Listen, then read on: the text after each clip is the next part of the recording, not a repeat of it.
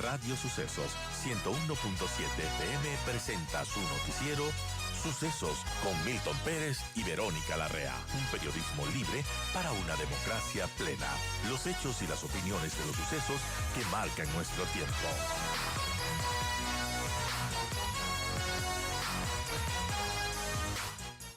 Y yo quiero agradecer y dar la bienvenida a Fernando Muñoz Miño, él es sociólogo político, historiador.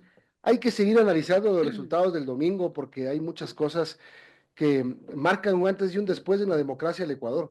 Primero, gracias Fernando nuevamente, analizar este tema de un resultado de 11 puntos. Le saca 1.200.000 votos. Esto es no menores histórico. Debe ser la segunda vuelta o la elección más extraña del Ecuador desde el retorno a la democracia. Yo estaría casi seguro de asegurarlo. Sí. Sí, absolutamente. Bueno, buenos días, Milton. Eh, ¿Y qué les puedo decir sobre esto? Realmente es un resultado histórico, ¿no? Y que llama la atención, ¿no? Porque primero, como insistí en otros espacios, la primera vez en la que en primera vuelta dos candidatos llegan, ocupan casi el 90% de los votos y parecía un escenario de segunda vuelta.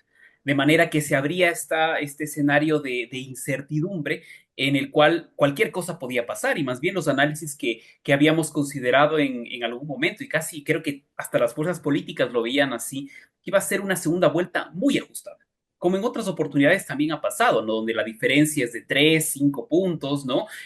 No hemos visto tal vez una victoria así, sino, por ejemplo, las que tuvo en su momento el expresidente Rafael Correa como más contemporáneas, o el primer balotaje del año 79, en el cual el crecimiento del presidente, más bien, el porcentaje que logró el presidente Jaime Rodríguez Aguilera alcanzó el 68%, pero es realmente un escenario extraordinario que no estábamos anticipando de ninguna manera y que realmente sorprende bastante.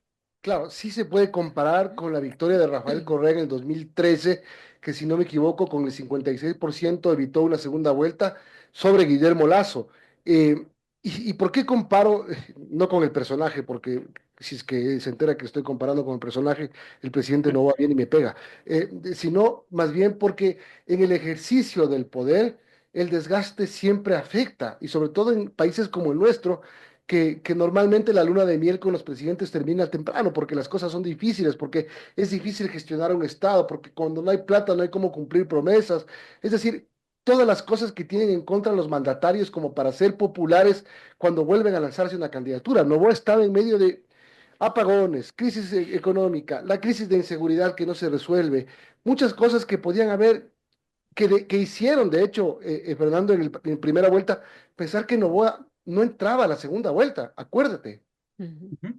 Sí, creo que hay una cosa importante y es que efectivamente quien tiene ejercicio del poder tiene mayor posibilidades de desgaste, porque finalmente en la obra cierta o no realizada, eso tiene algún efecto en el elector, pero también tiene ciertas ventajas, ¿no? Porque, y creo que lo hemos visto en esta campaña, en la que es muy difícil separar al candidato del servidor público. ¿No? Muy difícil separar la campaña del despliegue estatal a través de los ministros, de los secretarios de Estado, de la acción emergente humanitaria, prestación de servicios, garantía de derechos, ¿no? Entonces, creo que es un escenario que podría estar, es muy interesante esta comparación, porque, bueno, en 50 años de democracia hemos tenido muy pocas veces reelecciones. Durante Rafael Correa se logró reelegir en 2 ocasiones, y esta sería la primera vez que otro presidente se reelige, ¿no? ¿Y cuál es el elemento común entre ellos? Básicamente el ejercicio del poder. El ejercicio del poder, que no es un tema menor, ¿no? Por todo esto que implica, ¿no? Que si bien es cierto, puede haber un desgaste, también hay una posibilidad de ganancia en función de cómo se lleve a cabo la campaña. El presidente Rafael Correa, antes de la reforma del Código de la Democracia del 2020, no estaba esta figura de tener que pedir licencia, ¿no? Por lo tanto, creo que en algún momento encargó la presidencia, sin embargo, la figura del candidato y del presidente eran la misma finalmente. Ese tiene un efecto que creo que también lo estamos viendo en esta campaña y en estos Solo cierro, resultados. solo cierro con este tema del 2013 al 2025, Uh porque -huh. además cuando Correa fue candidato para las elecciones que tuvo, tenía mucho dinero. El petróleo estaba en un precio exorbitante la economía del Ecuador tenía mucha plata. Ahora es diferente. Noboa no tiene dinero, es un estado pobre, endeudado, con mucha crisis económica. Es decir, ahí hay un punto, digamos, a favor de Noboa. Sí, yo diría además que hay un elemento importante porque claro, aquí digamos era un momento del país próspero, ¿no? Donde realmente había un despliegue además del Estado y todo. Por lo tanto, creo que sí es importante ver ahora sí las diferencias de contexto, ¿no? Y algo que ha señalado varios colegas politólogos y también analistas como Javier Rodríguez o Simón Pachano, por ejemplo, de la importancia en esta elección de lo que es el voto negativo, ¿no? Probablemente mucho del voto de Noboa no sea un voto a favor de Noboa. Es algo que también veíamos ya en la primera vuelta, ¿no? Que llegaban más del 40%. No es que ese 44% en los dos casos era un voto ideológico convencido con el programa de gobierno o de simpatía absoluta con los candidatos, sino más bien un voto estratégico, un voto blando o frágil, que más bien lo que reconocía es tal vez voto por esta persona porque es la única competitiva para poderle ganar al otro. Y yo creo que eso es un elemento que fue importante también en esta segunda vuelta, tal vez como nos muestra la resistencia de una parte de la población frente a la revolución ciudadana, ¿no? Entonces, finalmente, que el crecimiento, de acuerdo a los datos que disponemos, es tan pequeño para Luisa González, el crecimiento, 150,000 votos, poquísimo, nos muestra que efectivamente lo que vimos en primera vuelta era tal vez el techo de la revolución ciudadana y lo que se crece es muy poco. Fernando, buenos días. Respecto a esto, Verónica. justamente ayer Daniel Noboa mencionaba en una entrevista en CNN que su triunfo no fue por el voto anticorreísta, sino por el voto correísta desilusionado. ¿Qué dice usted al respecto? Caray, eso sería interesante analizarlo sociológicamente y en la larga duración, porque hay que preguntarse qué es el correísmo. A mí me gusta mucho hacer una diferenciación entre revolución ciudadana y correísmo, ¿no? Porque creo que sí existe un votante correísta que además reconoce el liderazgo de Rafael Correa y pues lo que diga Rafael Correa se hace finalmente, y una militancia de la revolución ciudadana que es más amplia, ¿no? Que también es un cambio generacional, que tal vez sintonizan más con la idea de lo que ha dicho el secretario de la Revolución Ciudadana, Andrés Arauz, de este progresismo del buen vivir, ¿no? Entonces, yo diría que aquel voto, si se trasladó de una candidatura a la otra, es decir, de Luisa González a Daniel Noboa, probablemente no era el voto, entre comillas, correísta, no era este voto convencido con el liderazgo de Rafael Correa, con sus dirigentes o con el proyecto político, sino probablemente este votante frágil que más bien votó por la Revolución Ciudadana muy a su pesar y que lo que vio en la campaña de segunda vuelta, lo que hicieron los candidatos y también el contexto, le motivó a votar finalmente por Daniel Noboa. Entonces, tenemos que ver como ese detalle ya a nivel parroquial para ver efectivamente cómo se fueron moviendo, ¿no? Pero yo no diría que es el voto correísta, más bien. Además, creo que sí es importante reconocer que probablemente hay mucha gente que no se identifica ni con el correísmo ni con el anticorreísmo. Y es un voto que está movilizado por la lectura que se tiene del contexto, de lo que en un momento de crisis multidimensional, económica, social, política, cultural, de seguridad, etcétera, escogió la opción que diagnosticó como la mejor para enfrentar su situación personal y la de su comunidad más cercana, para ver si es que las cosas cambian, ¿no? También eso es importante tener en cuenta. Son las 8:54, hablamos con Fernando Muñoz Miño, él es sociólogo político, historiador. Tú mencionaste algo que es bien importante y de aquí quiero hacer una pregunta. ¿Quién queda más afectado? ¿La Revolución Ciudadana o el correísmo? Qué interesante. Yo creo que va a depender mucho de cómo políticamente gestiones esta situación de crisis, ¿ya? Porque hay análisis que lo que dicen es, bueno, lo que estamos viendo aquí es la resistencia al correísmo, ¿no? Porque recordemos que en esta segunda vuelta, en esta campaña, hubo una presencia, digamos, como eh, marginal, ¿no? Pero que tuvo efecto de ciertas voces de la línea dura de la Revolución Ciudadana, el propio Rafael Correa, propio Patiño, ¿no? Que generaron hasta la resistencia frente a esas declaraciones. Por favor, no diga nada, ¿no?